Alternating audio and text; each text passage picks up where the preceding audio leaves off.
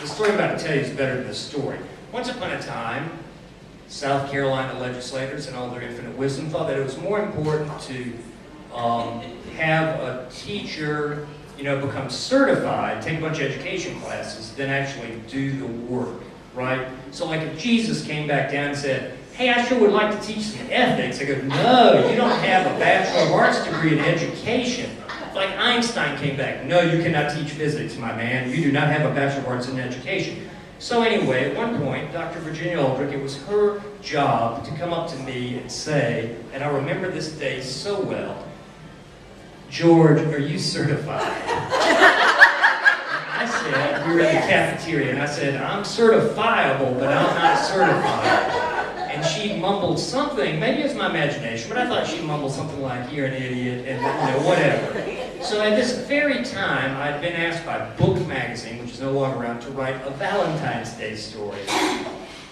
Why would they ask me, the curmudgeon, Glenda said, you? A Valentine's Day story? So I wrote one, and because Virginia said, are you certified? I put her in here, but I didn't want to get sued, so I made her Mr. Aldrich, so we'll pretend somebody else named Aldrich. This last thing is a very short story. Hey, Jill, I got time to take 5 minutes. It's called unemployment.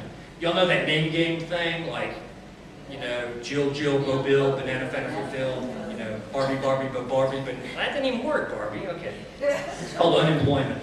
This is fiction.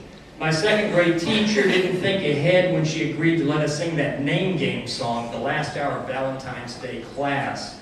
Because, as Miss Dupree even admitted, her homemade heart-shaped cookies turned out warped into looking more like bananas, it seemed almost necessary for us to sing.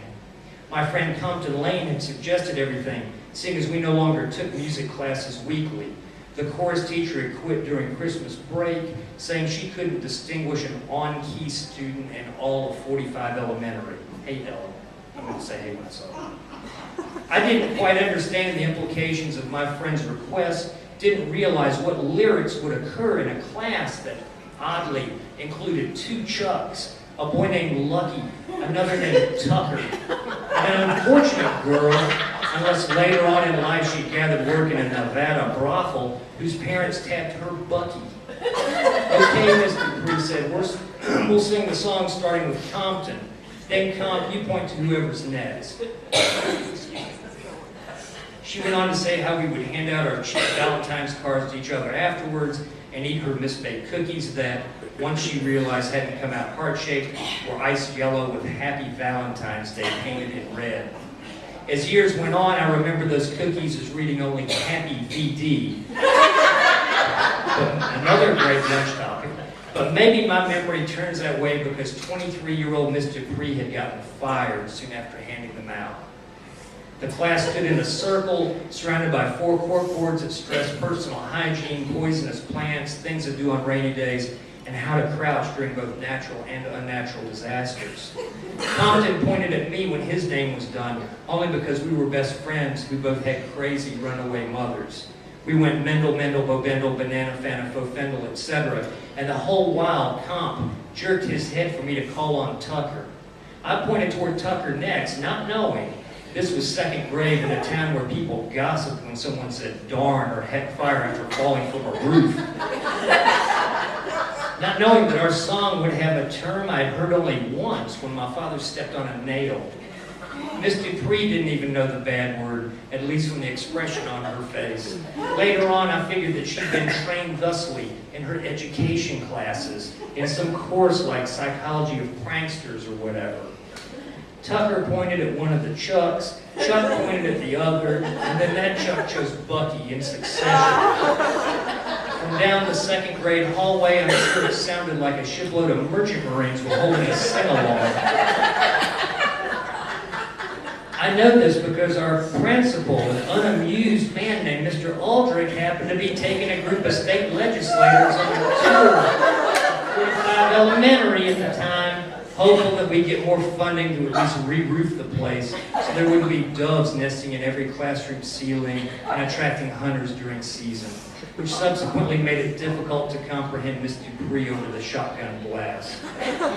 The principal motioned for us to stop, then took our teacher outside the door. I made out, "See me in my office after school." And then Miss Dupree said, "My cookies came out funny. I didn't take any home ec classes in a South Carolina state-supported college." Compton held his shoulders almost to his ears and his eyebrows toward the dove's nest. Glenn Flack said, "I heard my daddy say those bad words one time to my mom." Miss Dupree walked back in slower than she normally moved. Her red and white polka dot skirt didn't swish. I think we're gonna have to stop now, class. I think y'all did a wonderful job. But Mr. Aldrich says it's important that we be quiet. It's officially quiet time. Y'all can pass out your cards to one another and come get 2 each of my cookies, but we can't make noise, I'm sorry. I didn't know at the time that presently we would have a new teacher who'd start each day singing a hymn, that Miss Dupree would quit and never teach again. But I swear I studied her face and noticed the same thing I would later see on my own wife's face and on the faces of both men and women in a textile town gone bust. We tiptoed across our linoleum floor and handed out those "Be mine, I'm all yours," and "Your special" non-folding cards. Shirley Ebo, the only black girl stuck in an otherwise non-integrated school, gave me a card that must have been a reject or a second. Instead of "Let's be friends," it read only "Let's fend." She had not signed it. I said, "Thanks, Shirley Ebo." She said, "Does your name stand for something, Mendel? I mean, is it short for something?" I said, "I don't know. Mendal. I doubt it." Comp came over and said, "My mother says my name means free, but she didn't want to name me that." Comp was my best friend from birth onward. In college, he would tell women that his name was short for a complimentary, compulsive, compatible, and complex. Shirley said, "My last name means something in Africa. I'm a warrior." I said, "Uh-huh," and took more cards from my classmates. Miss Dupree sat at her desk, opened the drawer, and stared down. I had completely forgotten to sign a card for her and had no other choice but to approach the desk and hand Miss Dupree what Shirley Ebo had given to me earlier. "Let's fend," my teacher said aloud. "That's funny, Mendel. Let's fend. I agree with that." And then she stood up, walked around her desk, took my face in her young hands and kissed me on the forehead. When she hugged me, the side of my face wedged directly into her cleavage. My classmates let out an "ooh" in a way none of us could perform in music class. I blushed, almost cried, then the bell rang. On my way out of school that day, I passed the principal's office. My teacher sat across from him, her face turned away.